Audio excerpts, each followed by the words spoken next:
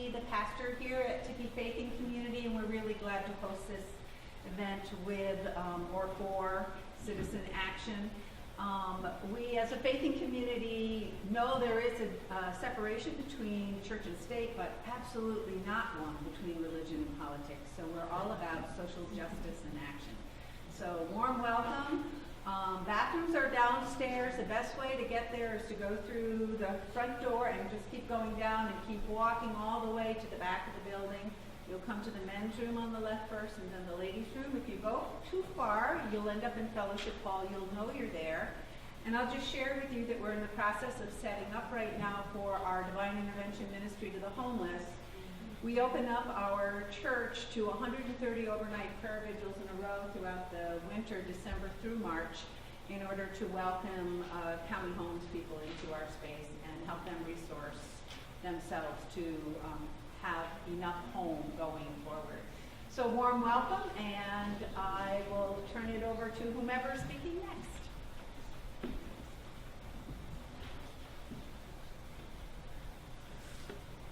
Welcome everyone. My name is Marla Stevens and I am a member of the steering committee with the Citizen Action Organizing Co-op, and I'm going to be the moderator for today's program.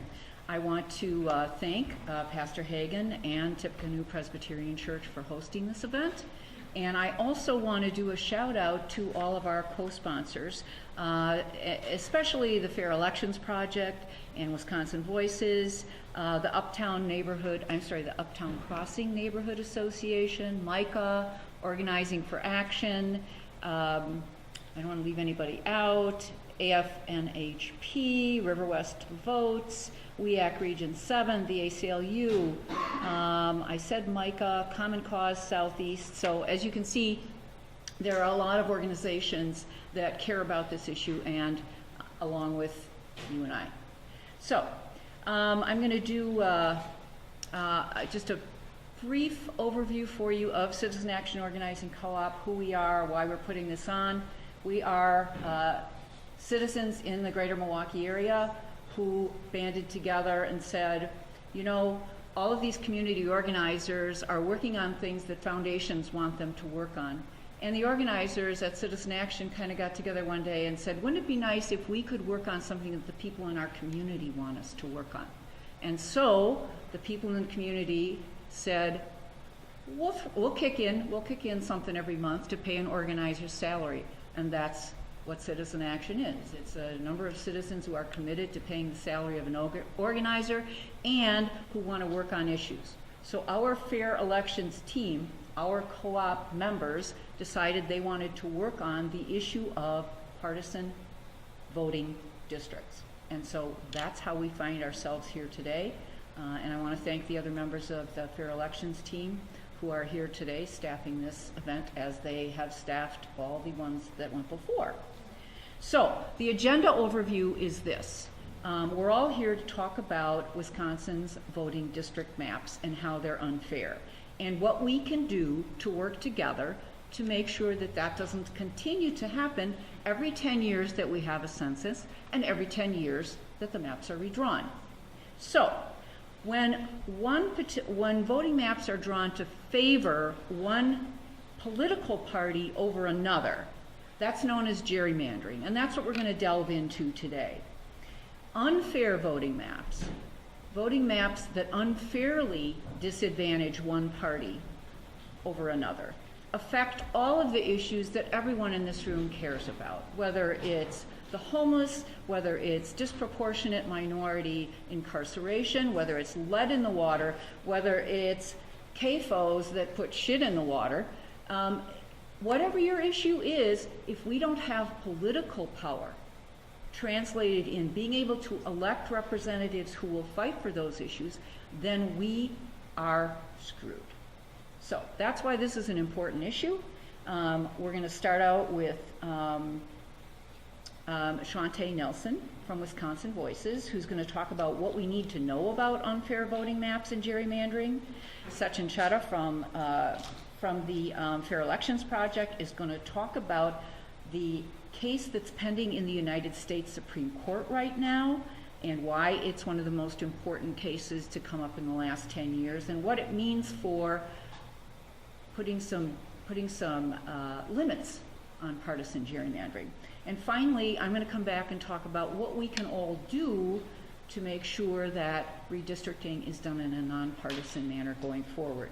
So, that said, I want to introduce Shantae Nelson. Shantae is the program director with Wisconsin Voices, and she's held that position for about 1.5 years now. Her job is to take the lead in issues, multiple issues affecting democracy and good government, including fair maps.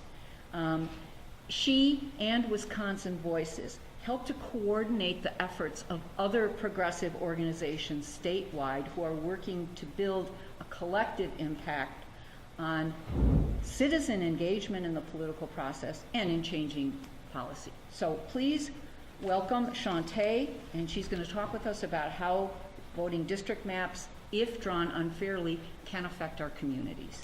Thank you.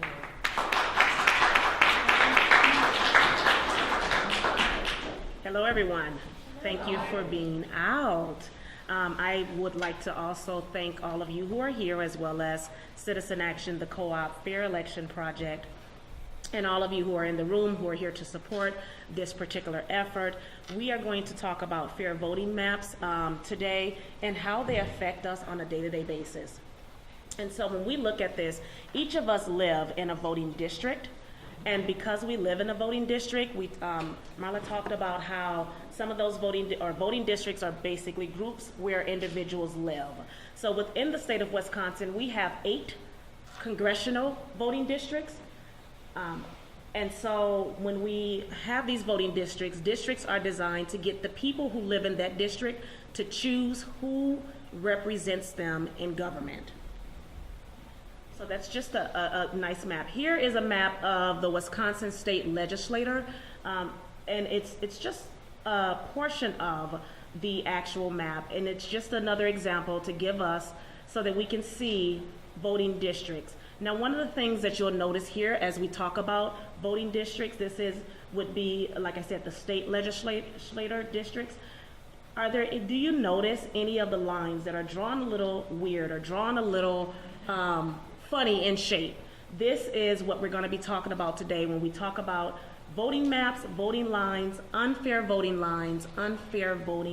maps. So when we think about voting maps, it helps us to understand who speaks for us in government. As Americans, we vote for 2 kinds of representation.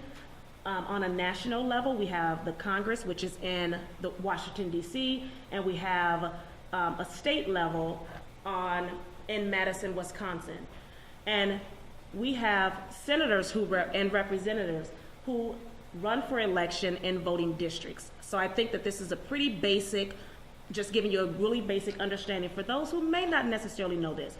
In Wisconsin, we have 33 senators and we have 99 state representatives in the state of Wisconsin. So if we bring it down to more of a local level. So at this point now, what we're going to do is we're going to kind of delve in and show just exactly how you are affected as an individual.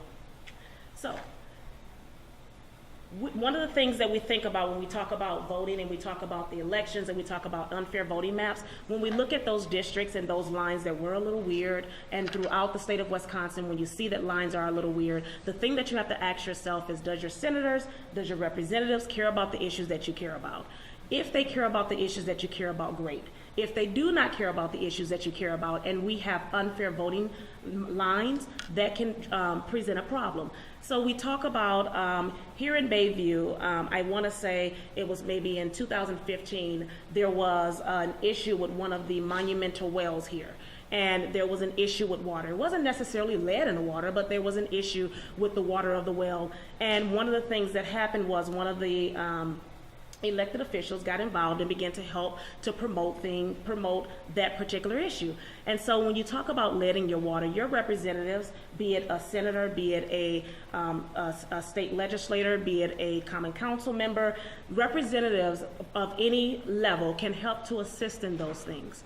And then when we talk about safe roads, grocery stores, the creation of new jobs, your senator or your representative can help to draw attention to that and get those things fixed, and they can begin to help to bring or help to advocate for good paying jobs within your area.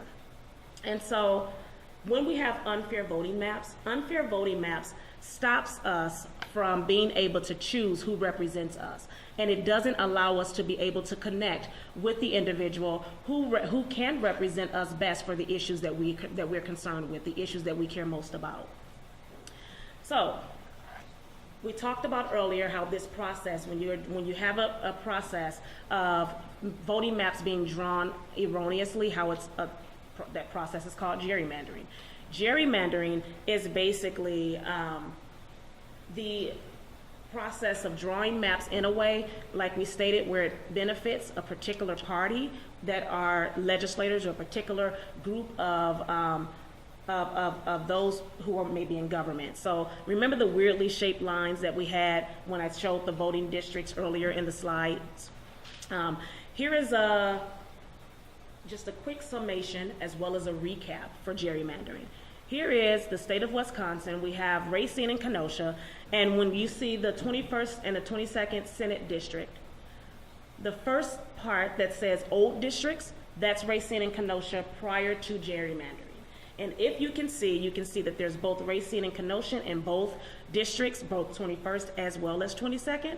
And then after gerrymandering, when there's a new district, you have the 21st Assembly District that houses most of the green, and then that which is orange is now the 22nd. That is the way it currently is, and that was a result of gerrymandering here within Wisconsin. So those who are orange, those who are in the 22nd district currently, are those individuals who typically will vote for one particular party. They may be less advantaged. They may oppose some of the things that may be going on within particular parties or whatever it may be. And so I can't say whether or not it was intentional to specifically pack certain individuals within that particular district. All I do know is that is the old district, this is the new district as of today. And this was as a result of unfair voting map lines that were drawn. So we talked about what redistricting. Redistricting is something that happens no matter what. Every 10 years, the U.S. Census sends all of us who live within the United States a census in an attempt to count every person who's living within the United States and to begin to gather documentation as to where we live. The census happens on a 10-year basis. So every 10 years, I should say, after the census, what happens is voting map lines are redrawn. They're redrawn. It's a process. It's a part of democracy. It's a part of what it is that we do. And there's no problem with redistricting. The problem comes when those lines are drawn unfairly, which is the thing that we have, that when we talk about the term gerrymandering. For the most part, many of us who are leading in this work, we don't necessarily use the term gerrymandering. We use unfair voting maps because it's something that most individuals will understand and will be able to comprehend. So when those maps are drawn unfairly, it gives one political party, no matter who does it, which party does it, it gives that particular political party more power. And historically, both parties have done it. And I know that, so that isn't for or against either party. Unfair voting maps can affect our political power. We talked about that. Instead of us choosing who represents us in government, basically, when we have unfair voting maps, those who are in government choose us opposed to us choosing them. Now, how many when you go and you cast your ballot, how many in the room want to be able to say that my vote counted?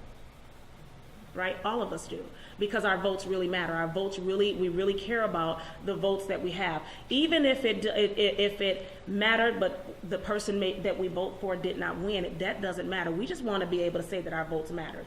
And when we have unfair voting maps, sometimes what can happen is we can be voting in a situation, and when that map is rigged, we have a greater challenge to really have our voice heard and our vote counted. So I talked about that. Politicians caring about what it is that we care about. So when we choose those elected officials, when we choose those individuals, they have to be willing to care about what it is that we care about, and that's the whole point of us going out to vote. Gerrymandering specifically goes around the will of the people in order to get a particular electoral outcome, and we don't want that. So why does this matter? This matters because unfair voting maps, and we've stated this, gives one political party more power than what should. Both parties should balance each other's ideas and thought processes out, and it should make it where there is a balance, where, I mean, no particular individual who's ever elected can represent the whole of the community in which they're there to serve. However, we should be able to have their ear and be able to give them some information and help them to really fight for and speak up and be our voice as it relates to legislation, as it relates to laws that are passed. So how many remember Act 10? Were there any individuals who was a part of Act 10? Let me see your hand. If you played any role at all of Act 10, all right?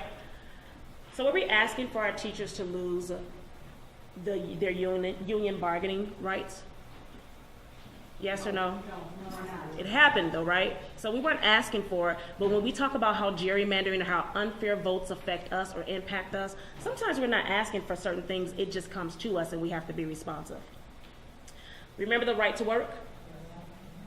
Were we demanding weaker unions? Were we demanding weaker unions for workers? No, right? Remember the big cuts in public education? Yes. Were we asking for our for this as parents? Were we asking for cuts in education? It's not something that we were asking for. And this is the reason why we have to be willing to look and see, okay, gerrymandering affects us in so many ways. When maps are drawn in error, when they're drawn skewed, when they're drawn to benefit one political party, we lose in a lot of ways certain rights that really should be our rights. We lose the ability to really impact and to really engage and really have a voice within our electoral process, within democracy. And we're here. America is a democracy. We vote individuals in. We vote. We are the ones who carry out the issues. We are the ones who bring up the issues. We are the ones who share with legislators what those issues are. And when we have unfair voting maps that are drawn, those issues are decided for us in some ways before we're even brought to the table. So there are 3 ways that voting maps are drawn unfairly. These 3 ways, and I'll just put them all up here. They are political, where voting maps are drawn for either Republicans or Democrats to benefit them. They are racial, where voting maps are drawn unfair for people of color. And then there's prison gerrymandering or prison unfair voting maps, where voting maps are drawn unfair to communities where their members may be in prison. I am not saying that these are the only ways to draw unfair maps, or these are the only components where people are affected. What I am saying is these are 3 ways that we're going to speak about today or talk about today. So when we look at this, voting maps being drawn unfairly for either party, it doesn't matter who the party may be. It is where they're deliberately drawn in a way where an elected official. Oh, you have a question?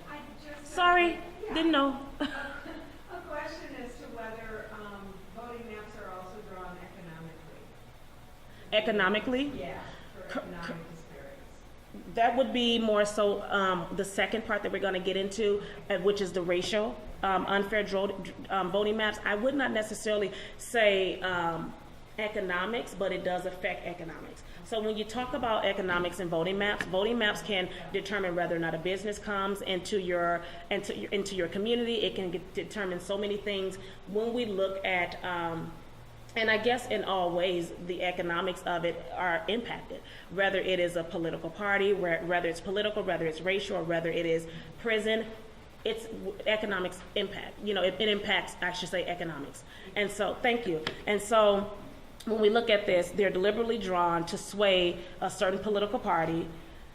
Democracy should be the rule of the people, but unfair voting maps means that politicians have the ability to rule the people, and that's not the way it should be. It should be that the people, we as the people, have a say into who speaks for us, have a say into who represents us in government. And overall, these maps are not democratic. So, racially unfair voting maps. This is an example. We have the 12th Congressional District and the 15th Congressional District. These are voting maps that were unfair for people of color. These were deliberately drawn in odd shapes for the sole purpose of denying racial groups fair representation in government. This is illegal thanks to the Voting Rights Act. Now, when we talk about racial disparities or we talk about economic disparities, if I live in a district and that line is drawn where I have representation that is in government, and that particular district does not show that it does not correctly represent the people who live within that district, it impacts more than just me. It impacts my district, and it impacts districts that are around me, districts that are connected to me, that are maybe, surrounding my particular district. So when we look at this, and when districts are drawn in a way where it either packs in people of color or it cracks people of color. So what I mean by that is, say for instance, if this side of the room were all people of color, right? And they were in a situation where we had districts 1, 2, 3, 4, and 5. Well, what would happen would be the lines would be drawn where everyone on this side of the room will be packed into one district because they are people of color. And then when they go to vote, their vote does not carry as much weight because they're packed into one district. So they may win that district, but they may not win any of the districts around them. That's one component. Or you can take these individuals over here and you can begin to draw the lines where you crack them out of districts. So you position them where you may have 15 people in one district, now you may have 2 in one, 2 in another, 5 in another. So you may take those individuals and literally disperse them through districts, and you still weaken their vote and you weaken their voting power. So that's what I mean when I say packing or either cracking. You crack the districts where that people, and this is when you talk about racial unfair voting maps, this is one of the ways that is expressed and that happens. So, census or prison relating gerrymandering or unfair voting maps, this is one that's not necessarily within the case, but it is highly important. It impacts so many of us. It impacts so many of our neighborhoods, so many of our communities. It is unfair voting maps for communities where members of that community may be in prison. For those, for these voting maps, Wisconsin counts incarcerated individuals as residents of living in the actual prison or in the district that the prison is. So, easiest way for me to explain this, I always give a little bit of an example. Easiest way for me to explain this is when we look at prison gerrymandering or census-based gerrymandering, if you will, but more so prison gerrymandering is the correct name. If I am in a position where I come into an altercation with someone within this room, right? Say I come into an altercation with Chris, and in that altercation, I end up being found guilty. So I'm sentenced to prison. Say I'm sentenced to prison today. Okay, October 28, 2017. They sentenced me to 5 years, right? In that sentencing me to 5 years, what will more than likely happen is I will not stay within Milwaukee, because we don't really, I was going to say Bayview, but we don't have a prison in Bayview, but I won't go to MSDF, more than likely. I might, but let's just say hypothetically, they weren't going to keep me at MFDS. Maybe they'll ship me out to Racine or to Green Bay or to Waupun, another prison that's a little bit further out, right? So they'll ship me out there. When the census happens in 2020, I am going to be counted for the prison that I'm shipped to. And if I'm there for 5 years. That means that I'll get out roughly around 2022, correct? Right? That's just basic math, right? So I'll roughly get out around 2022. However, a census will happen in 2020. So me representing one individual shipped to that particular prison, when I come out of that prison, they're not going to allow me to stay in that district. They're going to ship me back to the district from which I was arrested. Or they may put me in a different district. A lot, you know, we had 53206 is a district that a lot of formerly incarcerated individuals come into. So they may ship me back to a district that doesn't represent that particular prison. However, in 2022, when I am released, a census happened in 2020. So for the next 8 years, because another census won't happen until 2030, all of the representation that I should have gotten, all of the funding that should have represented me for that particular census will not come to the community in which I live. It's going to go to the community in which the prison is.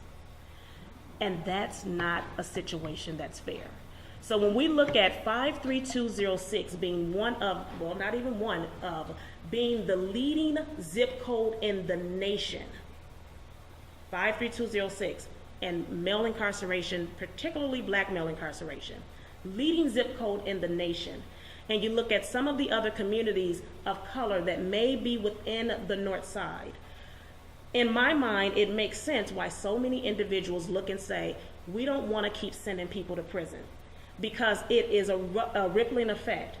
Once you send me to prison and you provide that particular district funding for me or resources for me for the next 8 to 10 years, then what happens is my community struggles for 8 to 10 years because businesses use the census to come into my community.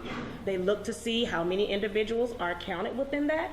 They look to see how many individuals, like businesses are gonna look to see, am I able to sustain myself here? And if there's not enough representation to sustain myself, I'm not gonna go into that community. And so when you think about communities of color, when you think about communities, even those that may not be of color, but just communities where they're high in incarceration rates, these particular communities are affected in a lot of ways when you talk about prison gerrymandering.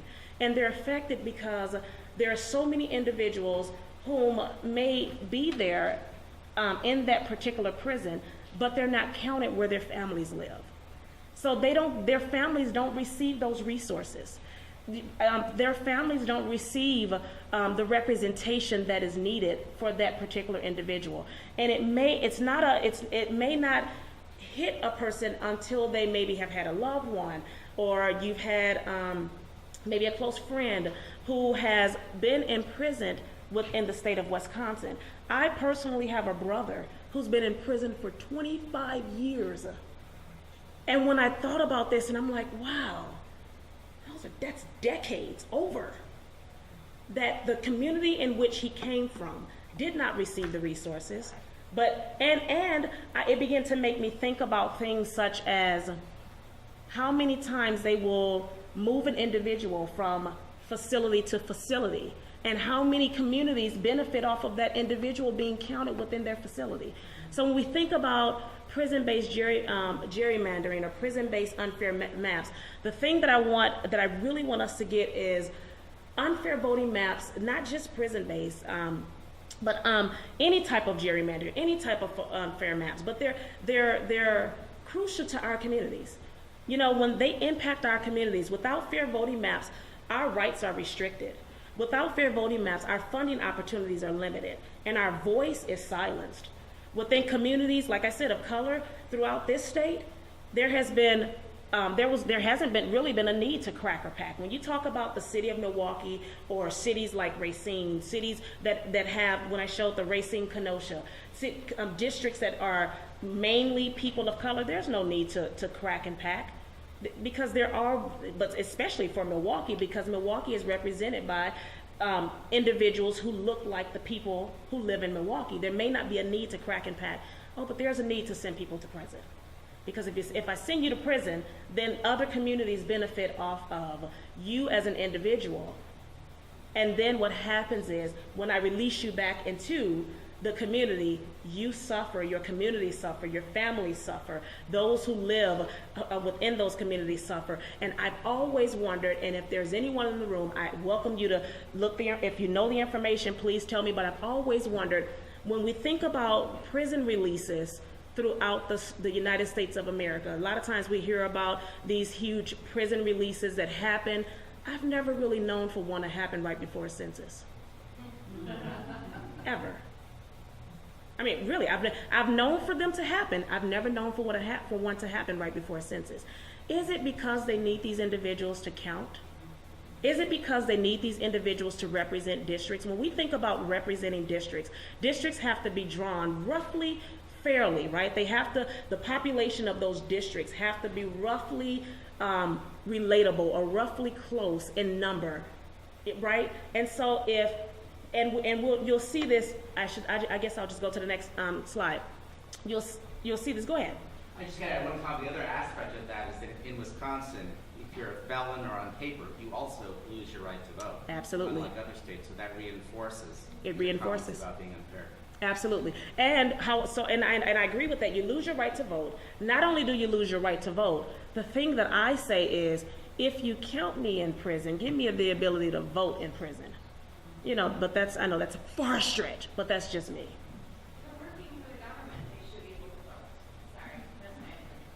She says if they're working for the government, they should be able to vote. Snaps on that.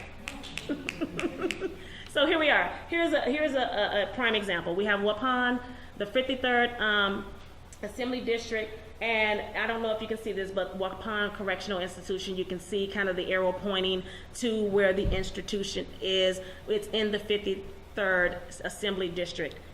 And every 90 residents here have the same influence as 100 residents of any other district.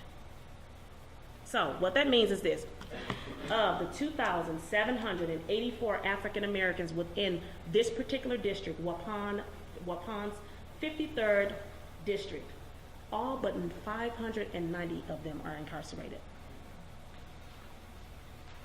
2,784 African Americans counted within the district, and really all of them except 590 of them are incarcerated. I actually heard a real life story of an individual who was running. It wasn't within Wisconsin, but I was in DC for a conference, and they were talking about how they were running for office, and they were really excited because they went in, they ran the numbers, and they're like, yes, let's go. It's a heavy populated small town, and got there and realized that it's heavily populated because it's where a prison is. It wasn't a heavily populated small town. It just wasn't where a prison was. And so it looks, when you look at the numbers, as though there are no issues, but there really are. Because as I stated, and I am a one who has experienced it firsthand. My niece grew up without her father. She's 27 years old. He's been in prison since she was 1.5. She's getting ready to be 27. She grew up without her father. And when you think about all of those situations where you have individuals who may grow up without their father, can you imagine growing up and not being able to see your loved one for 25 years?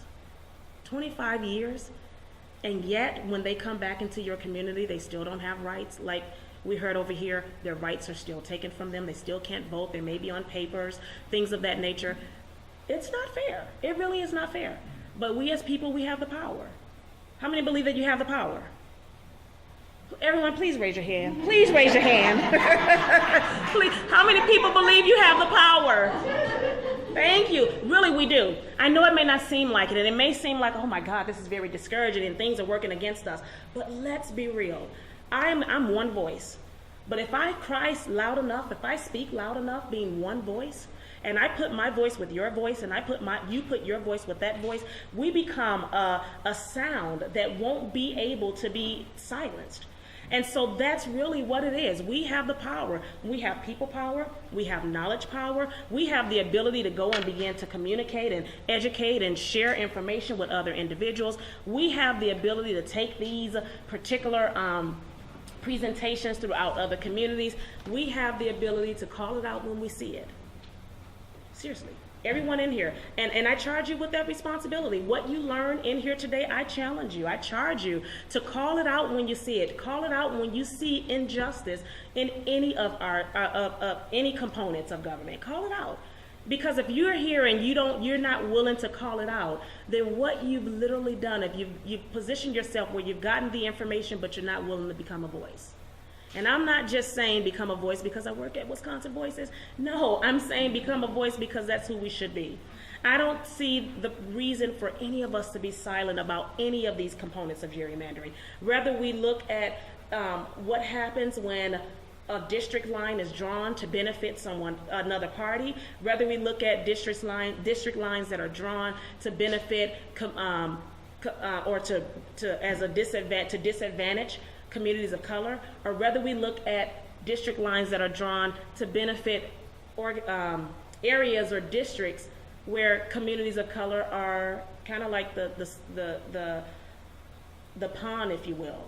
And I'm not, I reference a lot the city of Milwaukee, mainly because most of my life I've been in the city of Milwaukee. I'm not from here, but most of my life I've been here. And I care about the city and I care about the issues of the city. So when we talk about fair voting maps or unfair voting maps, we have to position ourselves where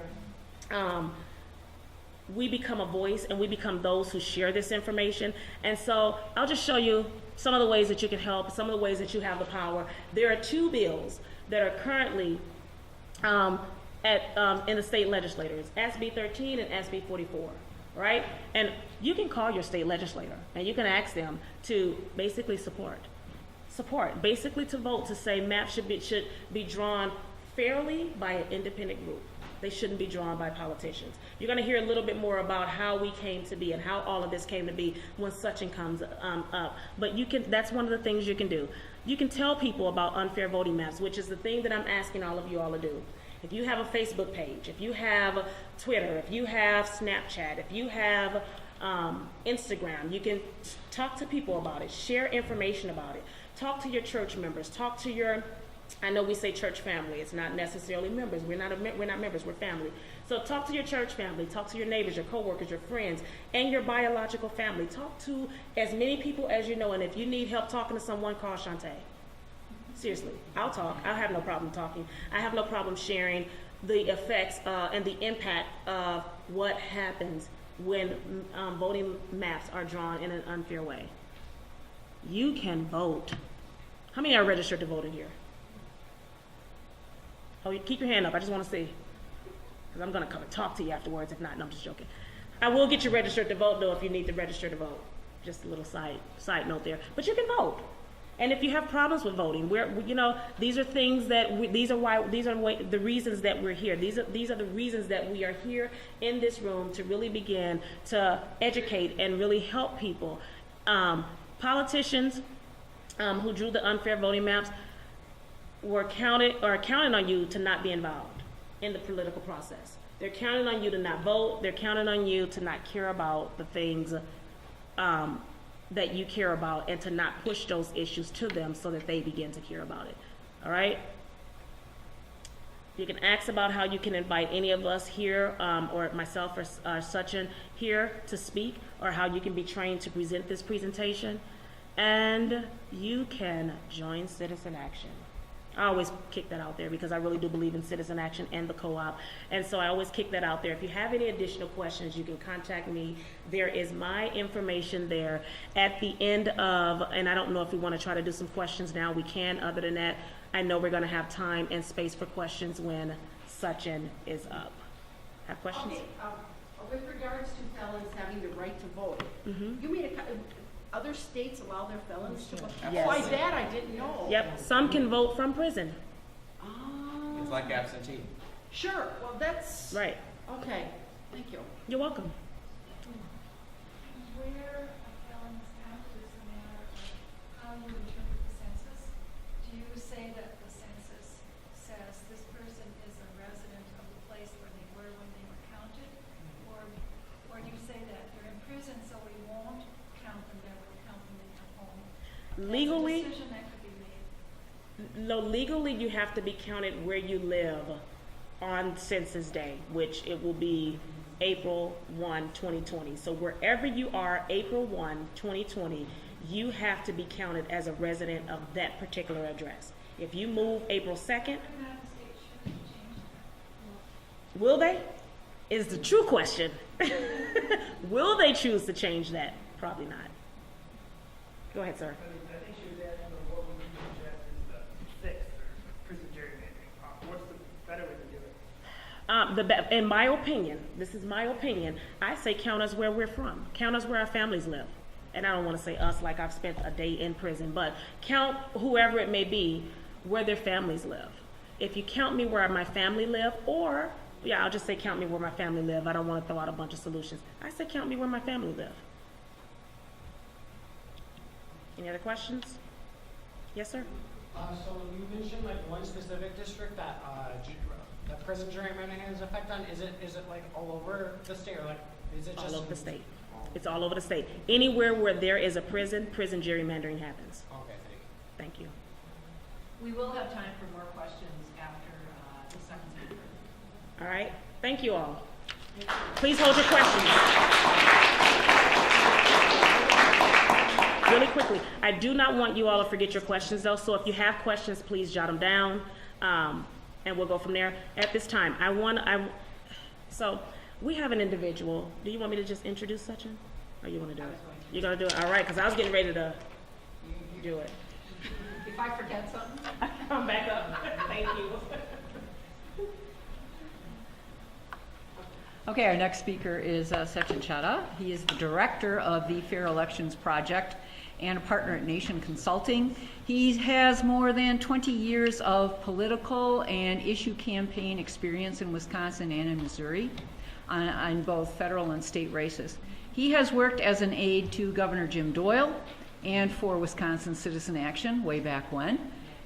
He's worked for Congresswoman Tammy Baldwin, the Democratic Party of Wisconsin. He was, in fact, a former Milwaukee County Party chair, and the University of Wisconsin, among others. So please welcome Sachin Chadha to explain all of this litigation and what it means.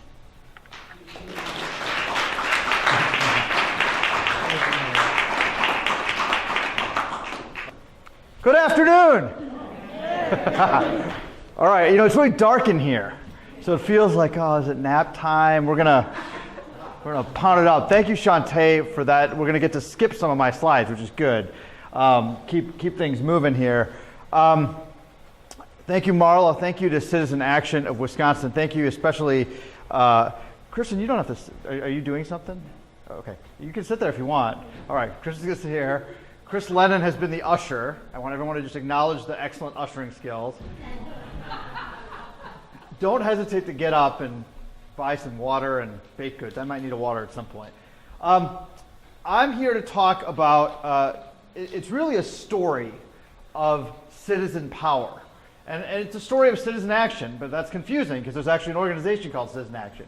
Of people saying we're fed up and we're not going to take it anymore and we're going to try to save our state. That's the story that we're going to tell today. And it is about gerrymandering. It's about this idea that our political system has been rigged, has been fixed. And I know that's something that has been talked about a lot in the last year or two. But what I would tell you is that all the arguments that are happening in the media and the politicians and everything that Donald Trump or Bernie Sanders or whoever says about the system being rigged, if they're not talking about gerrymandering, set that aside, because this is the real way that the system has been rigged, right? And I think it's important that we recognize that. So let me start by talking about the day after, or the night of the election, the day after the election. So now I ask you a question, and those of you who've seen this before, there's a number of you who've seen this before, don't give away the joke.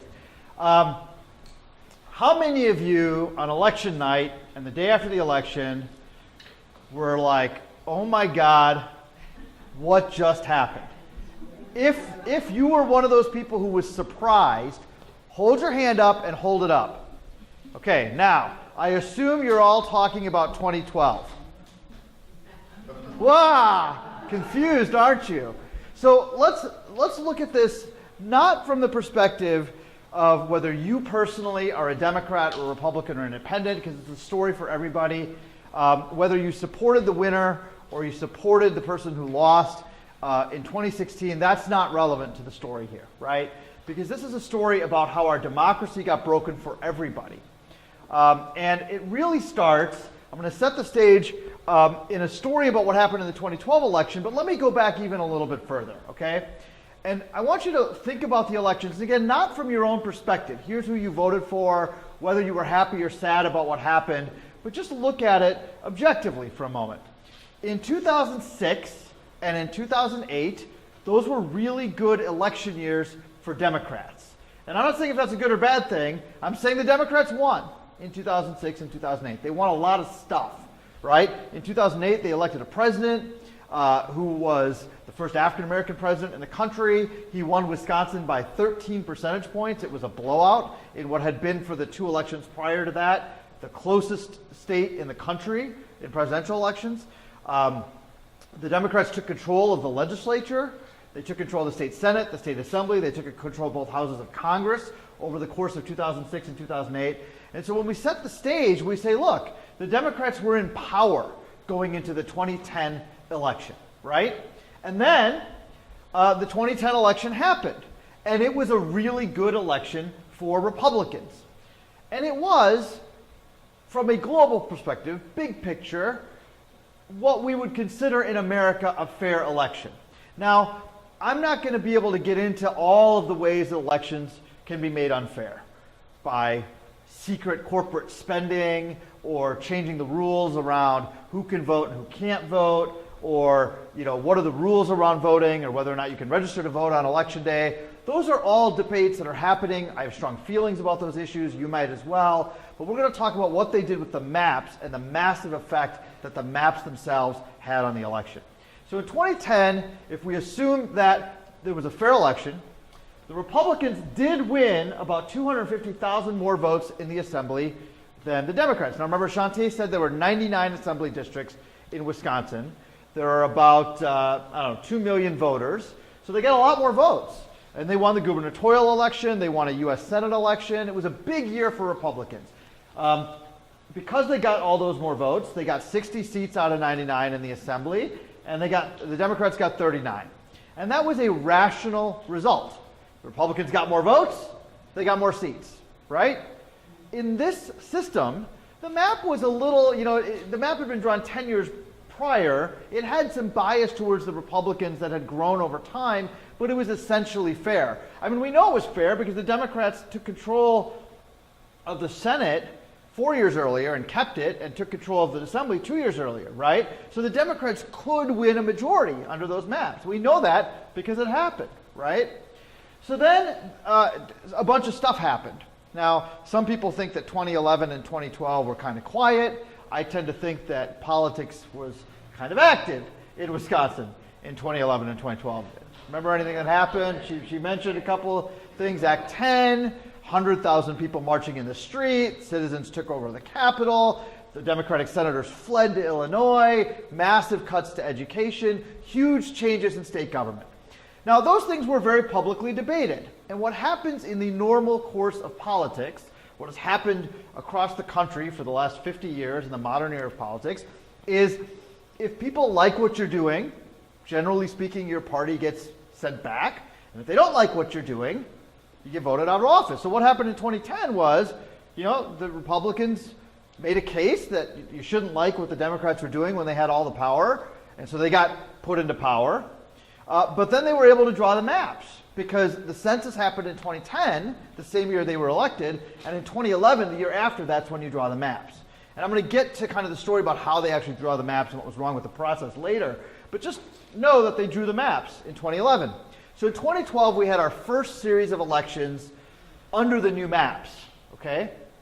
We had all those recall elections. The recall elections all happened under the old maps. Right? So the statewide recall, the governor's race is not, that's just the map of the state, but there were 9 state Senate recalls, and the Democrats won 2 of those races. Well, they won 5 of those races, but they took 2 Republican seats away in those recall elections, and they took control of the Senate in 2012, in the summer of 2012, but then in the fall of 2012, in November of 2012, we had the first election under the new maps, and the Democrats won a huge victory. right? There was a reaction. There was a backlash. Again, it doesn't matter what side of the aisle you're on. I'm just saying objectively there was a backlash, right? The Democrats got a lot more votes. I mean, you can count the votes. They got 170,000 more votes in the aggregate for the assembly. That was a swing. It was really 180,000. A 430,000 vote swing. Now, there are only about 2.5 million voters in the fall of 2012. That's a massive swing, right? It's a massive swing.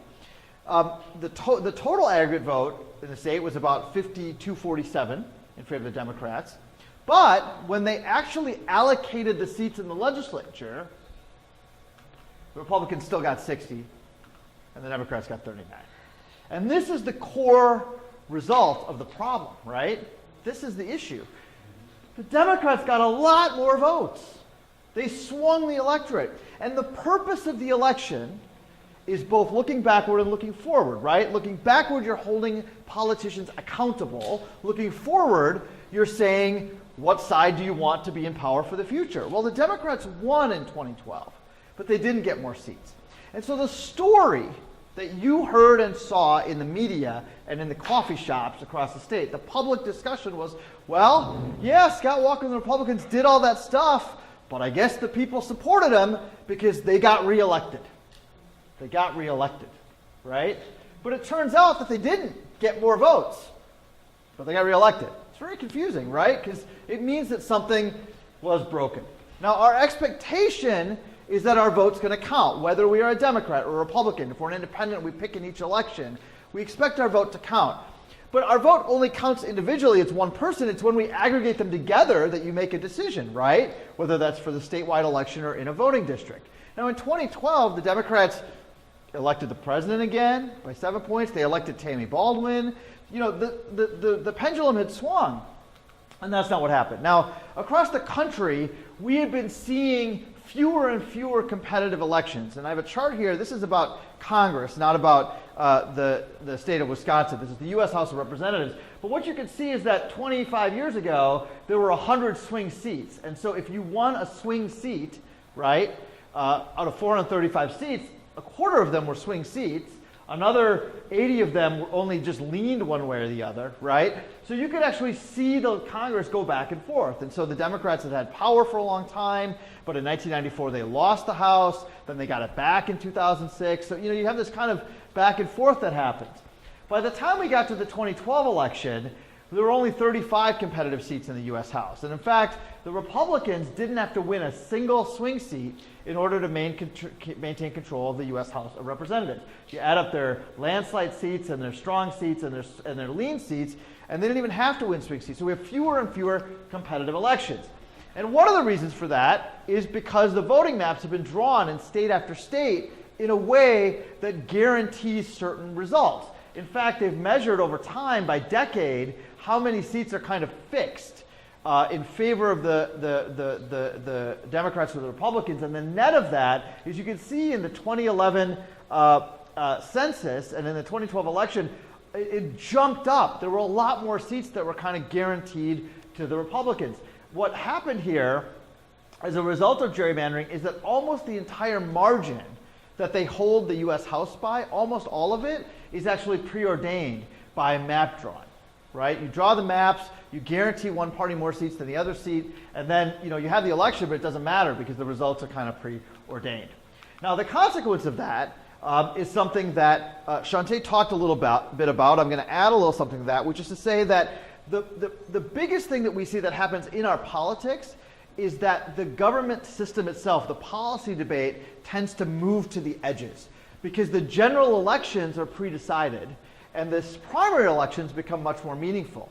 And there are many fewer people who vote in primary elections, and they tend to be stronger adherents of the party that they are voting for, right? There are fewer independents that vote in primaries, more strong Republicans and strong Democrats vote, and they tend to be more liberal if they're Democrats and more conservative if they're Republicans.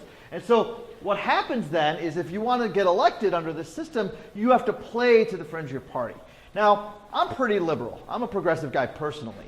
But what I see is a government that has lost its ability to compromise. It's lost its ability to find consensus in the middle. This was a very intentional set of things that happened. really from both parties, but the Republicans were much more successful at it across the country. There's a book that was written. I've cut off the title of the book because the title of the book has a profanity in it. And even though Marla used a profanity in her introduction, I would never do such a thing, I know. People don't believe that. It's a noun. People actually don't believe that about me, that I wouldn't use a profanity. This is just a singular moment that I'm not using a profanity. But if you imagine a rodent doing inappropriate things, or appropriate, depending on how you say it, that's the name of the book. But the author's David Daley. You can look it up. And what David outlined, I've met David a number of times, is a story about how the Republicans in 2009 and 2010 embarked upon a plan not just to win the election on the issues that they cared about, but to actually target seats and pour resources into seats for the purpose of gaining control of the map drawing process, right? All of this is intentional. This didn't happen organically. It didn't happen naturally.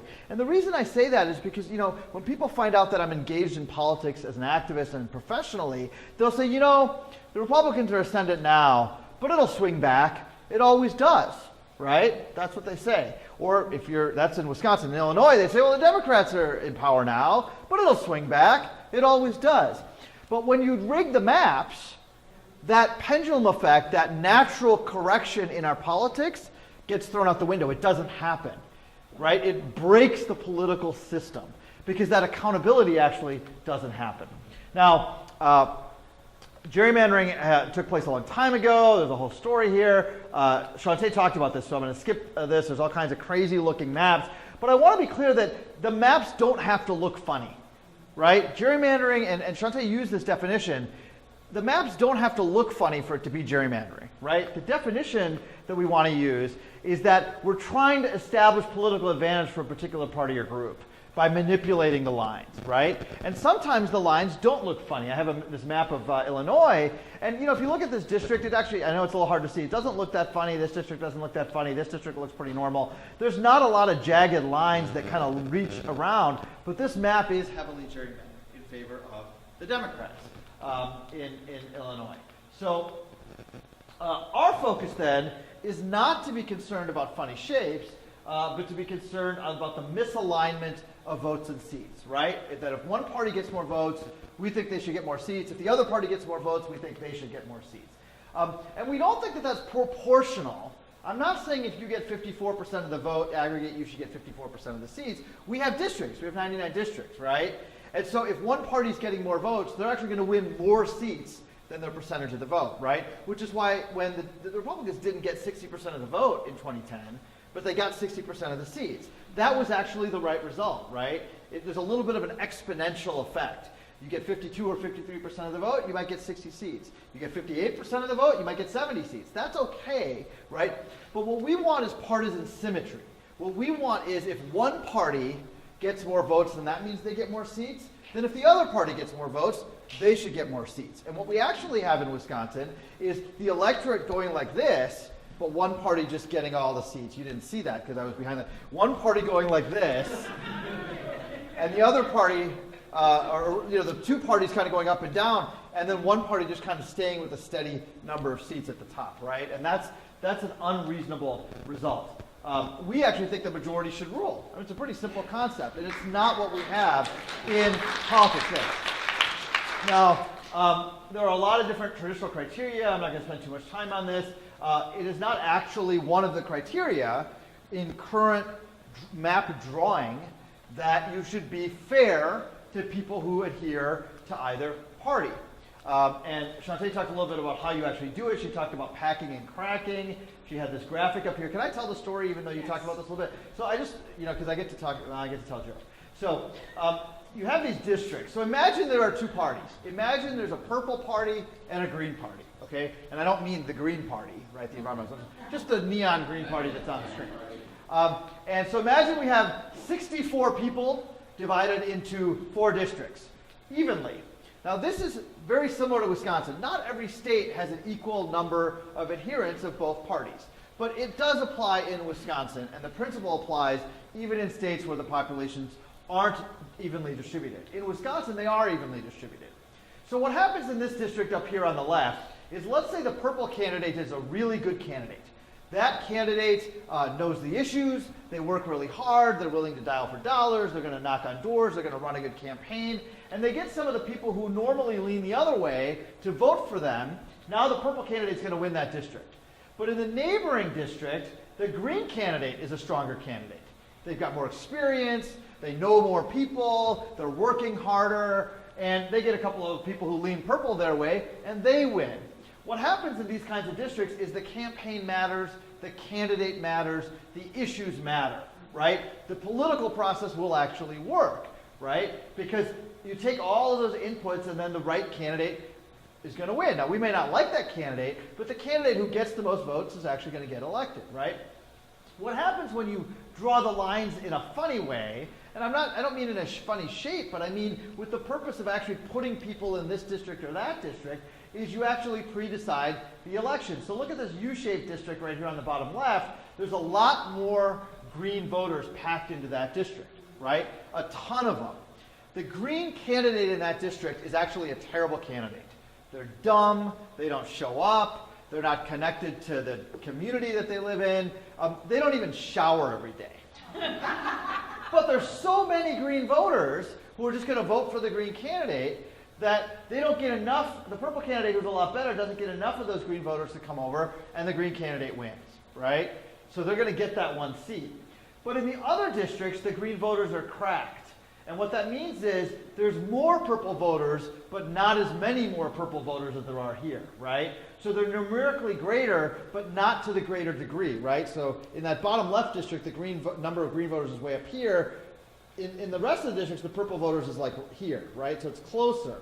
So instead of winning by 80% to 20%, they're going to win by 60% to 40% or 55% to 45%.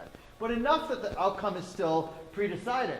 So in all these districts, the purple candidate's not as great, but there's still so many more purple voters that the purple candidate is going to win. The campaign itself doesn't matter. I can look at that map and say 3 purple candidates are going to win, and 1 green candidate is going to win. And nothing else matters. Candidates don't matter, money doesn't matter, votes don't matter, campaigns don't matter, issues don't matter. All that matters is that the map decided who was going to vote. And that is what we have in Wisconsin. That's what we have in Wisconsin, in the Senate and in the Assembly. We have maps that predetermine in the vast majority of districts who is going to win. And so the district allocation is going to only change hands in a very narrow band of possibilities. The Republicans are always going to have between 59 and 66, 65 seats, and the Democrats are always going to have the rest of them, no matter what happens in the electorate. Now, what do we do? So what's the implication of that? And I'm going to talk about what we have to do about it. So majorities can't win. The incumbents are protected. Elections don't matter. Politicians don't have to pay attention to their constituents. So here's what these photographs at the bottom are about. So right here, this is a woman named Wendy Sue Johnson. She's a plaintiff in our lawsuit. I'm going to talk about the lawsuit in a second. And she was a school board member in Eau Claire. She was elected to the school board.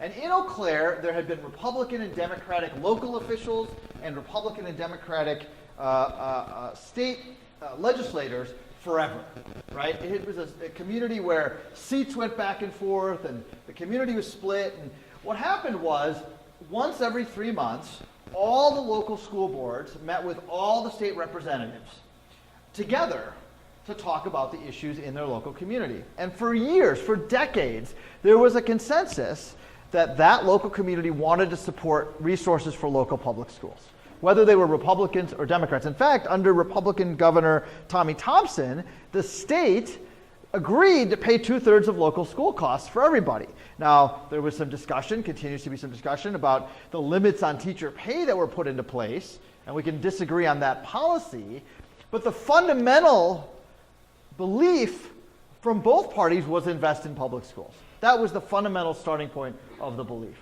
So they had this meeting after, and I don't remember exactly when this was. I want to say it was in 2013, but it was after these maps had been redrawn.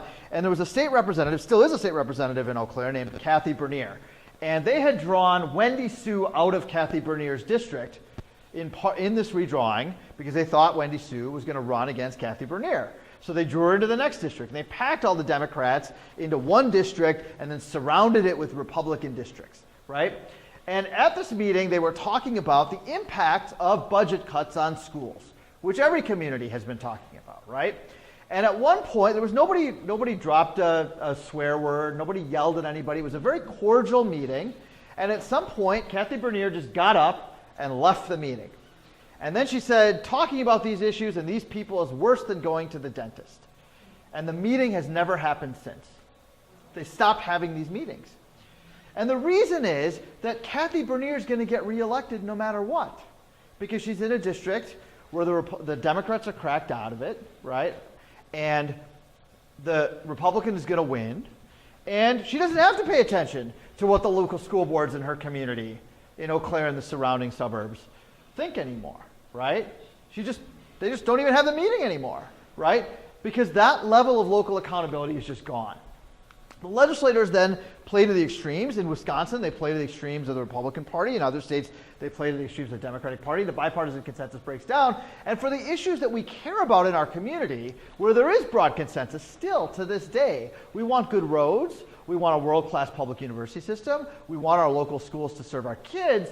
Those issues, suddenly there's no bipartisan consensus, right? Extreme ideology instead comes into play. And we see local school funding going into things that weren't the things we used to fund. The story I always tell is, I grew up in New Berlin, and we would visit Indiana a lot because we lived in Indiana for a while, for 4 years, and we had lots of family in Ohio, and we would drive south across 94, like to go to that Oasis, that first Oasis. It had a Wendy's with a salad bar. When I was a kid, it was the best. And we'd hit that, and I'd be reading in the back seat of the Pontiac Bonneville or the Chevy van, and I'd know when we hit that Illinois border. I would know, because the road got worse, right? Because we had a consensus in Wisconsin that we were going to have good, strong road funding, right? Now, when we travel to Ohio with my kids, we still know when we hit the Illinois border, because the roads get better. Try it. Think about it. Try it. You don't believe me. Go do this. It's astonishing. You can tell the difference. And that's because that bipartisan consensus broke down. And there isn't any accountability, right? Because that's not a partisan issue, right? That's not a partisan issue, but there's no accountability. In fact, the Republicans have full control of the government. They passed their budget like 2 or 3 months late this year because they couldn't agree on road funding, right? And they have single party control, right? We were able to do a better job on that when we had split party control in terms of making those decisions. Ideology now comes from. So let me talk a little bit about what we do about this and the story about the citizens. So remember I asked you at the very beginning, what was your reaction? Well, my reaction, I was the chair of the Democratic Party of Milwaukee County on election night in 2012. And I remember complaining to friends, how come we're not winning any of these seats, right? We're doing great statewide. Obama got reelected. We elected Tammy Baldwin. What a joyful moment for me as a Democrat, right? I used to work for her. And we didn't pick up a single seat. The next morning you look at the results and still down 60-39. And even and I'm a professional, I know what I'm doing, was blaming the Democrats, saying, well, how do we lose all these elections? Well, and then you look at the information, we got more votes. Right? Same thing the Republicans might say one year in Illinois or Massachusetts or Maryland, right? When you get more votes, you expect to win. So State Representative Fred Kessler, who's a representative from Northwest Milwaukee County, Northwest City, Milwaukee, and I keep hitting the button here. I'm sorry. It's like, okay. And the head of the local NAACP, James Hall, and me and a couple of lawyers, a guy named Peter Earl, another lawyer, got together. I was the only non-lawyer in the group. And we started having breakfast every few weeks at the George Watts Tea Room in downtown Milwaukee with a goal to say, what are we going to do about this? And nobody asked us to do that, right? Nobody said, you guys got to go solve this problem. We self-selected ourselves. We were just citizens in volunteer roles. Like, I didn't get paid to be the head of the Democratic Party, right? Fred does get paid to be a state legislator, but not very much compared to his previous career. And what we learned as we worked for many, many, many months is that we didn't really have a way to change the process of drawing the maps in Wisconsin, right? That the legislature itself has to pass a bill to change the process. The Republicans had gone into a secret room in 2011 with just a couple of their staff. They'd forced even their own members to sign confidentiality agreements. They drew these maps in secret. They didn't have any public hearings. They rolled the maps out a week before they were voted on. They were rushed voted on because they wanted to make sure that they had control when they voted on these maps. They changed the entire process of drawing the maps in 2011, and it was a completely corrupt process, right? But we really didn't have a way to change that. The courts couldn't change that. But what we did see the path to, as we researched these issues, and we brought in a retired law professor from Madison who joined our group, a guy named Bill Whitford, and other people came in and out of our group, is that we could file a lawsuit to change the outcome. To just say, look, the map is unfair, and it violates basic constitutional principles of the right to vote and the right to associate with people who agree with us, and for us to be able to elect a majority. So let's file a lawsuit, and even if the lawsuit doesn't win, we're going to change the conversation we're having in Wisconsin, right? Because I'll tell you what, there weren't town halls happening on Saturday afternoons in 2013 with 20 people showing up, or we've had as many as 175 at some of our town halls, right? Talking about this issue. We wanted to actually inject the issue of map rigging into the public conversation and get people to understand that when they go and vote, that we want that vote to be meaningful for everybody, right? And so we even said, we're kind of joking, hey, we'll take this thing to the Supreme Court if we have to, right? Now, when we looked at the law, I'm going to stand over here for a little bit because you guys haven't seen me as well. There were a bunch of cases, and we were mostly lawyers, our group, except for me. And so when I do this presentation in front of lawyers, I have like 20 slides on the law, and they lean in, and it's very interesting to lawyers. I have cut all those slides for your benefit, and I only have 2 slides on the law. But what I want to say is that there were a series of cases, and what the Supreme Court had said to sum up is that it was likely that rigging the maps like this was unconstitutional, but we don't have a measurement. We don't know how to decide when injecting political bias into the map drawing process is too much, right? And in fact, Justice Kennedy in a case in 2004 said, I need a limited and precise rationale to correct an established constitutional violation. Suitable standards for measuring the burden are critical to our intervention. That a workable standard for measuring a gerrymander's burden on representational rights has not yet emerged doesn't mean that one won't emerge in the future. And what lawyers said is this is an invitation. Find a lawsuit that has the facts on the ground where the maps have been rigged, and give us a standard, give us a test that we can use. So we, in 2014, we'd been working for about a year and a half, we were introduced to a law professor from the University of Chicago named Nick Stephanopoulos. And we invited him to a meeting of the Tea Room Group. We didn't even have a name, we were just the Tea Room Group. And he said, come on up, we've read your paper. He wrote a paper on how you can end gerrymandering by proposing a measurement, right? And he brought along his then girlfriend, now wife, named Ruth Greenwood, another brilliant lawyer, as is Nick, and she happened to be the voting rights director for a nonprofit based in Chicago. And they came up, and she has even more energy than me, and we figured out that we had all the things we needed to address what was being asked for in that Veith case, and we should file a lawsuit. And this was in July of 2014. And we had been working for more than a year to try to figure this out. And it took us another year to recruit plaintiffs. I'll get this out. So his thing was the efficiency gap. It's a measure of partisan symmetry. So remember I said we don't want proportional representation, we want partisan symmetry, where both parties were treated equally. And he actually created a formula, a math formula that you could apply to a map. You could actually test a map with math in a spreadsheet, and you could measure partisan symmetry. And that kind of gave us the root to create a test. And so we filed a case. We had plaintiffs that we'd recruited from all over the state, and lawyers that we'd recruited, and we hired experts. And the case, and this retired law professor who joined our group, Bill Whitford, became the lead plaintiff. And we filed a case. And we filed it in federal court. We'd raised enough money. Some of the lawyers were working for free. And we're like, we're going to the Supreme Court. And people still kind of looked at us like, uh-huh. Now, at this point, there had been a number of efforts, but it had been 30 years since a case had even passed a motion to dismiss. A case hadn't even gotten past a motion to dismiss on partisan gerrymandering in 30 years when we filed this case, right? So people thought we were a little bit, you know, what's the word when you fly a trial balloon or whatever. So what we decided we wanted when we filed this case is, how much time do I have left? I have 15 left? Okay, thank you. Is that we wanted a solution that was a 3-part test and it included this thing called the efficiency gap as the measurement, but the test actually had 3 parts because that's what they used to measure racial gerrymandering, which is already known to be unconstitutional. There have been a series of cases since the 60s. We know you can't draw maps to exclude people based on their race. So we said, well, you shouldn't be able to draw maps to exclude people from power based on their political beliefs, right? That's what essentially we're saying.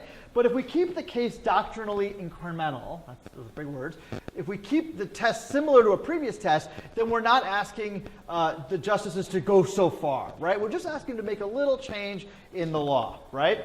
And so here's what our 3-part test is: intent, effect, and justifiability. And so what we basically did when we filed the case is we went to the court and we said, we are going to prove that they had the intent to bias this map, that they had that effect, that they did effectively bias the map, and that the map will stay biased for 10 years, for the life of this map, and that they don't have any other good reason. They don't have any justifiable reasons to have done this, right? So then we had to go to court, and we got past that motion to dismiss in the fall of 2015. And we headed towards trial in the spring of 2016, the week before Memorial Day 2016. And we were going to have experts testify, and they were going to have experts testify. It was planned to be a 4-day trial. And as our lawyers were preparing for trial, they noticed something in the evidence. Now, I had mentioned that they had drawn the maps in a hurry in 2011. Remember, I had mentioned that? And there was actually another case filed earlier called the Baldus case. And the result of the Baldus case, it was just a kind of a generic challenge to the maps. They didn't get into this partisan gerrymandering issue. They did end up changing the lines between the 8th and the 9th assembly districts, which are just north of here, to ensure Latinos were represented adequately in the state legislature. So it was kind of a small win, but in the course of that litigation, there was all kinds of discovery, right? And discovery is when one party has to provide documents to the other party in the case. In this case, the state had to turn over documents. Now, the Republicans had power, and they didn't want to give any of these documents up. So they only gave the documents that they thought that they had to give. And they weren't responding to open records requests. And the Democrats were totally shut out, even by the lawyers. But then there was those recall elections. Remember the recall elections? And the Democrats took power in the summer of 2012. And people think that didn't matter very much because the legislature was done. You know, they were running up to the fall elections. They couldn't pass any bills. They couldn't change the budget. They just kind of had power, and it didn't mean anything, except for one thing. They were now, the Democrats were now, the clients of the lawyers from the Baldus case. And so they said, well, give us all the case files. And the lawyers were a little freaked out. They were like, oh, we were really kind of playing a lot of games back here. We don't want to turn these files over. We're just going to turn over the files that we'd already turned over in discovery. They turn over the files to the Democrats. And what the Democrats figure out is that there's 34 documents that hadn't previously been disclosed out of thousands. Thousands and thousands and thousands and thousands of documents, 34. And so the lawyers went back to court and said, hey, this case is over, but there was a discovery violation, and 6 months of litigation ensued. And at the end of that litigation, or in the middle of that litigation, the court got really mad at the lawyers and at the state legislature, and they said, you have to turn over the hard drives and the computers. We don't trust that you're actually turning all the documents over. So there's this moment in the very late 2012 or early 2013 where they actually have to pull the hard drives out of the computers. The computers have been sent to storage already. They hadn't been used in over a year. They had to bring them to a law firm, set them on a table, back away. It was like a bad, I don't want to offend anybody, but it's like when parents who are divorced don't get along and they have to meet at a neutral location, like a McDonald's play yard, to do a custody exchange. Like that's what they were doing with the hard drives, right? And so the lawyers, so the Baldus lawyers picked up the hard drives and they started analyzing the hard drives, and they found that there were even more documents. And in fact, the lawyers got fined, and then there was a lawsuit and a settlement, and it was all very ugly and reported in the newspaper. But the case ended, and so nothing more kind of came of it. But these hard drives were sitting in storage. In fact, they were sitting in the storage facility of a guy who had retired from the Secret Service, who was a forensic analyst who'd been hired by these lawyers, right? Who was actually digging into some of this data had been deleted. So they're preparing for trial in 2016, fast forward a couple of years. One of the lawyers from that case is the lead lawyer in our case. And he's looking at the evidence and he goes, why aren't there any spreadsheets from 2011, from April of 2011 specifically? They passed the maps in May of 2011. How come in all of these discovery documents there's no spreadsheets from 2011? You have to have spreadsheets to analyze these maps. So they go back to the guy who had retired from the Secret Service, the analyst. They say, just look for, it's very expensive to do this forensic analysis, just find spreadsheets from 2011, from April of 2011, from 1 month. And he found some spreadsheets that had never before been discovered, right before we went to trial. And here's what the spreadsheets showed. This had never been reported publicly until we brought this case and found these spreadsheets, right? So you can't read this. I can't even read it because it's a little blurry. But so there were a series of file names. These are the file names at the bottom. And then each of those files measured how many seats the Republicans were guaranteed to have. And they started with the base map from the previous decade. And analyzing that map, the Republicans were guaranteed to have 49 seats out of 99. Okay, if they just used that map. That wasn't good enough for them. They started tweaking the map, and the file names say things like, it's like the name of the consultant, Joe Assertive, Joe Aggressive 2, and as the file names get more aggressive, they get more and more seats. So they started at 49, they get up to 52, they get up to 55, they get up to 56, 57, 58. Now they're at 59. They get up to 59 seats guaranteed, and then they start tweaking the map, and they subject it to something called a swing analysis. They hired a consultant out of Oklahoma to say, what if the Democrats get more votes? What if the Democrats get half a standard deviation more votes than they usually get, a full standard deviation? A standard deviation and a half. What if the Democrats have the biggest Democratic wave election the state has ever seen, more than even Obama in 2008? The Republicans will still get 59 seats. And they took the map that was the most biased of all the maps, and this word right here that you can't read is final map. That's the map they passed into law. And they hid all of this evidence, despite federal discovery orders, despite open records requests, despite their clients asking for the information. We had to dig this out, and we presented this evidence for the first time publicly at trial. What the court said in response was, and this is very soft language, but it's not in the context of legal cases, it's clear the drafters were concerned with and convinced of the durability of their play. That's what the Reagan-appointed federal judge who oversaw our trial, one of the three, wrote in this case. We also had another expert measure whether how our map compared to all the other maps that have been drawn. Now, in the 1960s, maps, there was a constitutional series of cases where maps had to become equal population. Districts didn't have to be equal population before the 1960s in most states. So we look at the modern era, the 70s, 80s, 90s, 2000s, and 2010s. Over those 50 years, we measured hundreds and hundreds of redistricting plans. And by one measure, Wisconsin had the most biased map in modern American political history. By another measure, it had the fourth worst bias in modern American political history. And what the court said was, 5 minutes, the court said was that Act 43 achieved the intended effect. It secured for Republicans that lasting assembly majority. So this is all evidence that we produced at trial. This isn't just opinion, right? This is evidence, mathematical, scientific evidence. We also proved on the justifiability issue that you could draw a fair map, that you could draw a map that instead of being biased at 13% or 11%, which is just the measurement of the bias, you could draw a map that was only biased at about 2% to the Republicans, so that the distribution of people, one of the things you'll hear the Republicans say a lot in Wisconsin is, well, we just win because the Democrats are all packed into Madison and Milwaukee, and the Republicans are in the majority everywhere else. Well, we actually proved using math and maps that that isn't true. We actually measured it. We had an expert come in, and I don't even know what the measurement is called. It's like Logan's eye or something is the measurement of distribution. And we proved that actually for every Madison or Milwaukee, there's a Waukesha County or a Washington County that has lots of Republicans. But when you look at it statewide in the aggregate, we're actually distributed pretty evenly in Wisconsin. And we proved that, so don't believe that talking point.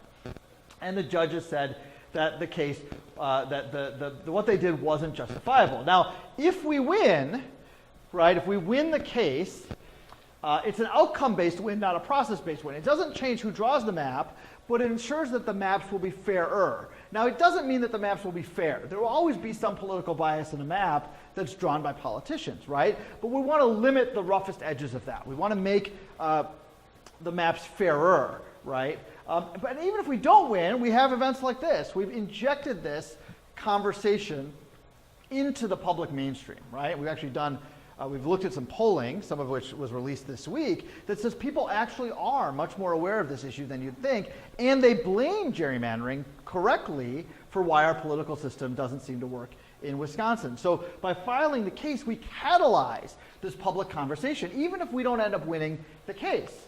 And we engage people, and we get people to talk about this issue as an important political issue.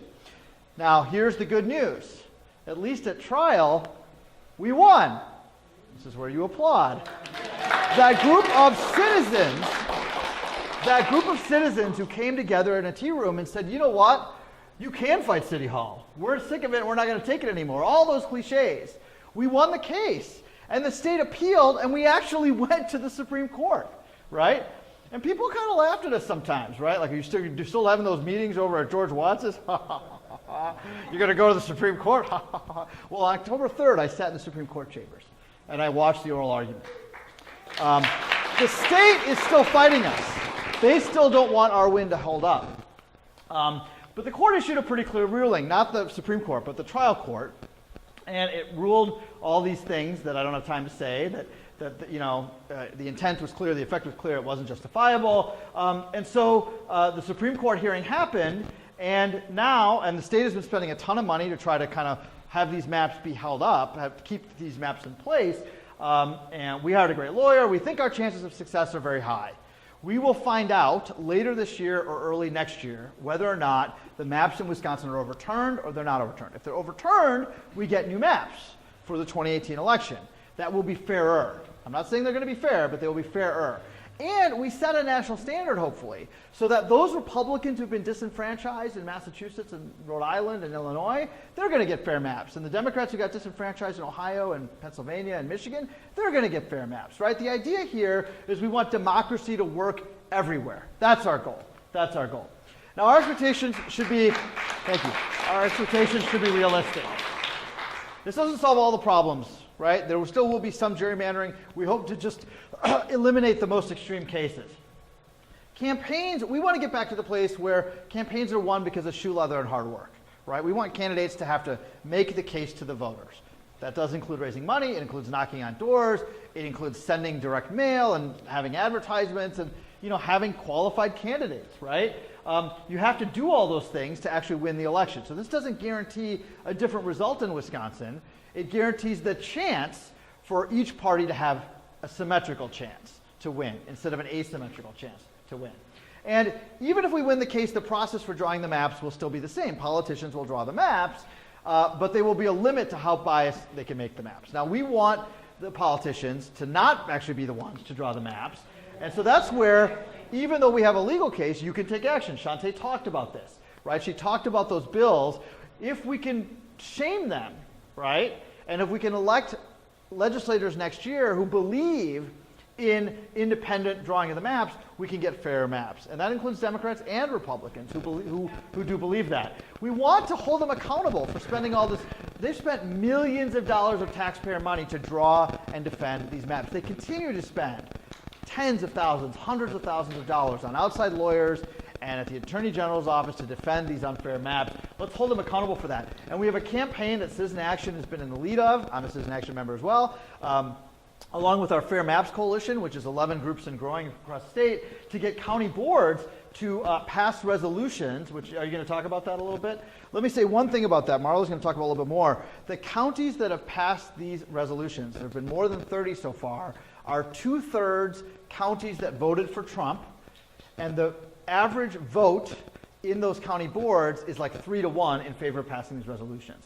Those local officials are conservatives, right? This is not an issue that only liberals and Democrats care about. This is an issue that voters of all stripes care about. And it is something that's resonant to people whatever their political background, right? Our co-chairs, so when we launched the lawsuit, we created this thing called the Fair Elections Project, which I'm now the director of. I work part-time as the director of the Fair Elections Project. Our co-chairs are a former Senate Majority Leader who was a Republican and a former Senate Majority Leader who was a Democrat. So we've been bipartisan from the beginning, and we've been arguing this as a national issue that should be bipartisan. So we also need you to support the Fair Elections Project. And that's my presentation. And I was on time. Kristen is looking at me. She's looking at me like, you were on time. I'm surprised.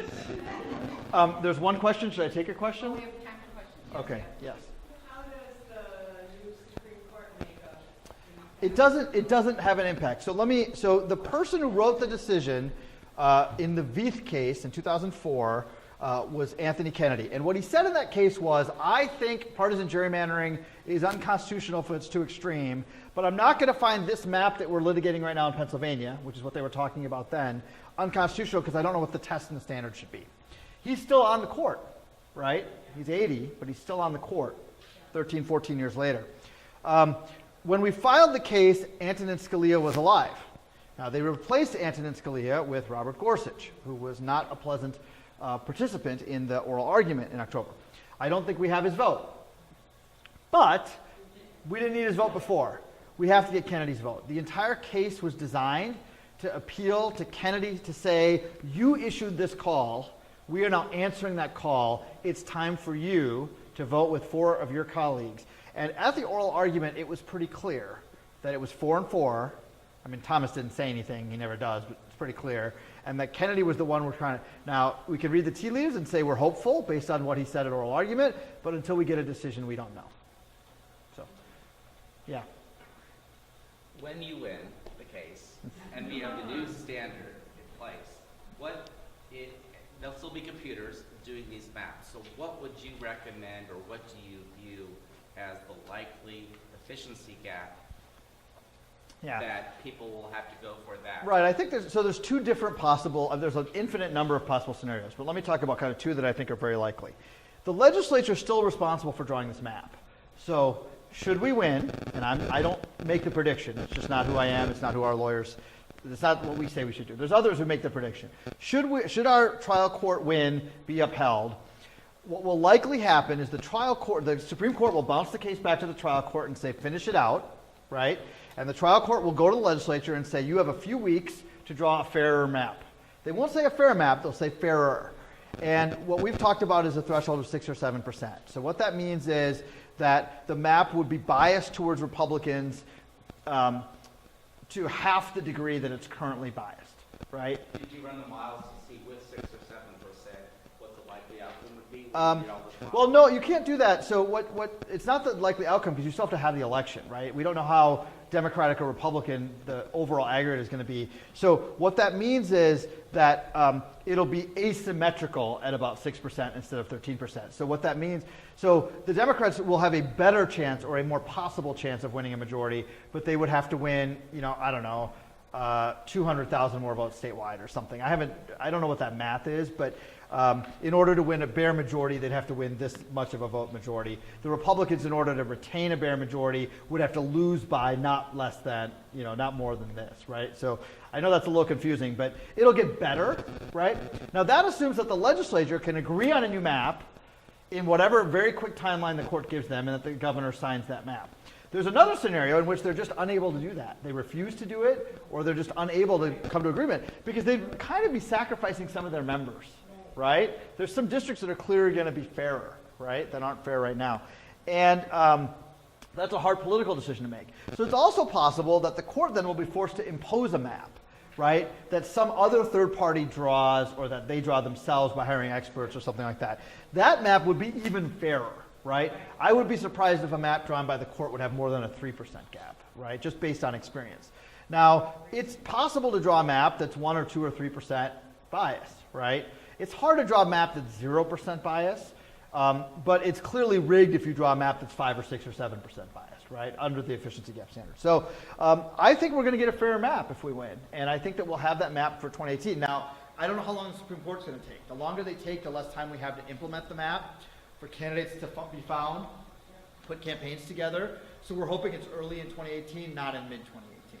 Why don't I take one more question, and then we'll move on to the next person. I guess I just have a general question. Having voted for several years and been involved and having kids, my own kids asking me a lot of questions, what is happening? What are psychologists and sociologists going to write about us? The whole country's gone bat crap crazy. Now, I look back and when Clinton was in office, well, things were kind of casual. And not that things weren't, there was a lot of improvement, but people were going forward. There didn't seem to be all this discontent between the neighbors, the parties, the racial issues were maybe, and then what, was this all coming about? Were the Koch brothers cooking all this up and all of a sudden, So bam, I'm going to give you an everybody's- opinion, okay? I'm not going to give you something based in scientific knowledge. Well, yeah. But let me give you my opinion, and then this will be a good transition to what Marlon's going to talk about. My opinion is this. People can sense intuitively that our political system is broken and that their voices don't count.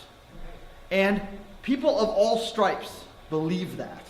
And it's true, right? It is somewhat more true in Wisconsin for moderates of both parties. It is also somewhat more true for Democrats generally in Wisconsin. And conservative Republicans' voices are overrepresented in our current political system. But in other states, right, Massachusetts, Rhode Island, et cetera, where Democrats have gerrymandered the maps, the Republicans are shut out. And so where I think, when I hear, look, there's always political discontent, there's always political argument. The reason is that the outlet of an election that's fair and reflects the will of the electorate, right, doesn't exist. When people were discontented in 2008 and the economy was crashing, they elected a president of a different party. The people did, right? And so people were like, hey, we can make a difference, we can make a change. Right? And then when they didn't like what happened when the Democrats were in charge, they elected a bunch of Republicans in 2010. And the people said, we can make a change, right? And then when they didn't like what the Republicans were doing in 2011 and 2012, and they voted for change, they didn't get that change, right? And so I think there's a general understanding that there's a problem. It's hard to draw the connection to map drawing for the average person. I mean, I don't want to be patronizing, right? But like, this is a little bit of a technical issue, right? So how do you get people to understand that the political process is being manipulated and that this manipulation is the one that's having the greatest effect? It's not fake news on the internet, right? It's not even campaign finance reform. I think voter ID is having an impact. I don't think it's having as much of an impact as this, right? Just conceptually. And our electorate is divided, right? The presidential election in Wisconsin was decided by 22,000 votes. We are a 50-50 state. Now, we can live with being a 50-50 state. We were 50-50 in 2000. We were 50-50 in 2004, right? But there wasn't this level of discontent. And people didn't agree with the policy, but they didn't believe the system was totally broken because, you know what? George Bush won those elections. Well, he won the 2004 election. But, you know, the 2000 was an anomaly, right? He did win the 2004 election. I really do actually believe that, right? So, and in 2008, Obama won, and so he took over, right? And so, like, those kinds of things actually help to build people's confidence in the political system, and gerrymandering takes that confidence away because it actually makes the system not work, right? And that's why we have to end this So that's process. what's driving this sudden fear of. I think that's everything. I think that's a huge driver, not Okay. but a huge driver of the change, is that the political system is less responsive to the people today because of map rigging. Because the incidence of map rigging has gone up so dramatically. I've talked about Wisconsin, but this is happening all over the country. And it's so. Remember that chart I showed with the hundreds of maps? So most of the most extreme examples are recent, because this is happening all over the country. It's happening in North Carolina. It's happening in Pennsylvania. It's happening in Ohio. So I know we need to keep moving, but I'm happy to take more questions, and I'm going to stick around here too. So This would probably be an easy answer. Is there any way the court would say no maps can be drawn that result in a more than 3% disparity? yeah, no, that's what we've asked them to do. We've asked them to set a standard. Not 3% is probably too low. We've asked them to set a Okay. standard at 6 or 7%. Okay. And that would lop off all of the worst case examples, right? So that would, and then the other thing we think should happen, and the courts can't do this, but we think the people should take control of the process by having independent bodies draw the maps, like they do in Iowa. And so we'll talk more about that. Thank you very much. Thank you.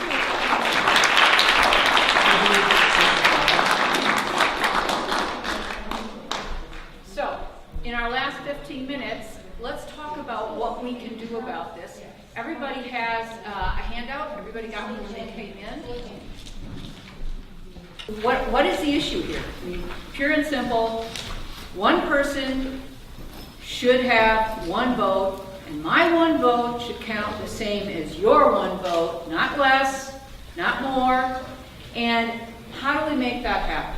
Because we know from Section's example that there are states right now in litigation because the Democrats have gerrymandered.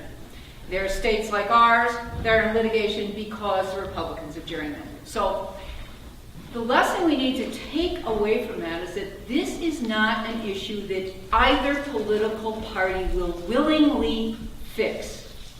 We, the people, have to demand a fix. And what we need to ask for, what we need to ask them to do is to adopt a nonpartisan, transparent, competitive redistricting, map drawing process. So in Wisconsin, we're lucky because Senator Dave Hansen, who, by the way, introduced another version of this very same bill when the Democrats were in control, and it didn't go anywhere. He's introduced SB 13, and there's a companion bill in the Assembly Bill 44, and they're the same bill, and they're introduced as companion bills so they can move through the legislature more quickly. The problem is, of course, that they're stuck in committee. So what we need to do, we the people need to call the committee chairs and say, give this bill a hearing. It is one of the ways in which we the people can make our wishes known. And I'm going to walk you through this action sheet because whether you have a little bit of time or a lot of time, there are things you can do. So let's take a look. You know, the take action sheet, there are actions listed from like 1 minute down to, all the way down to taking the pledge. All right, Shantae said, share these links on your Facebook page, your Twitter page. If you have 5 minutes, you can call your own state senator and your own assembly person and ask them to support these bills. On the back side, it tells you there's a script for you, how to find out who your representative is, what you could say when you call them. All right? If you have 7 minutes, you could fire off a postcard and say, support this bill, and send it to your legislator. You can find out who they are, what their addresses are. All of that is on the legislature's website at wisconsin.gov. All right? If you have 15 minutes, you could talk to your friends or your family or your church group or any organization that you're part of about unfair maps. What, you came here today. Why did you come here today? What did you learn today? What did you take away? Explain why it's important that we put map drawing in the hands of a nonpartisan state agency. It already exists. These two bills would turn over the drawing of the maps to the Legislative Reference Bureau. The Legislative Reference Bureau already exists. They draft every single bill that every single legislator asks for. They are fiercely nonpartisan. Why? Because legislators from both parties have to trust that when they say to the Legislative Reference Bureau, I want a bill that does X, Y, and Z, that those lawyers on the staff of the Reference Bureau will draft a bill that does X, Y, and Z, and they won't say, oh, that's a good idea or that's a bad idea. They will draft what the legislature asks for. All right? So we know that we have a group, we have an agency that is fiercely nonpartisan, that already exists, and we say to them, draw maps that satisfy the constitutional rules on proximity, on race, and hopefully on political affiliation. Draw a map that satisfies all those rules and introduce it in the legislature. The legislature voted on it. That's what we're asking for here.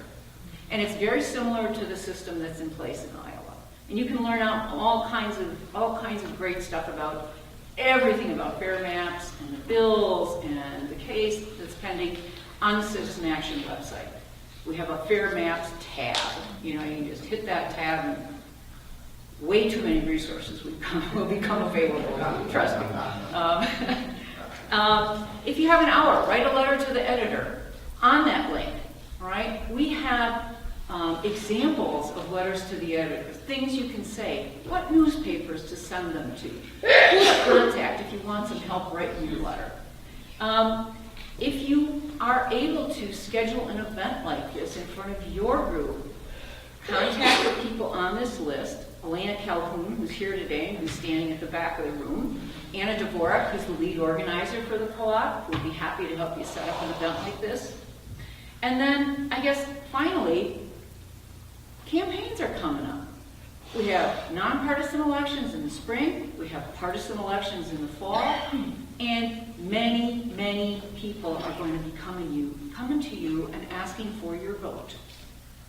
And in exchange for that vote, it's not hard to say, will you vote for a nonpartisan redistricting process? Because if you will, I will support you. And if you won't vote for that, I won't vote for you.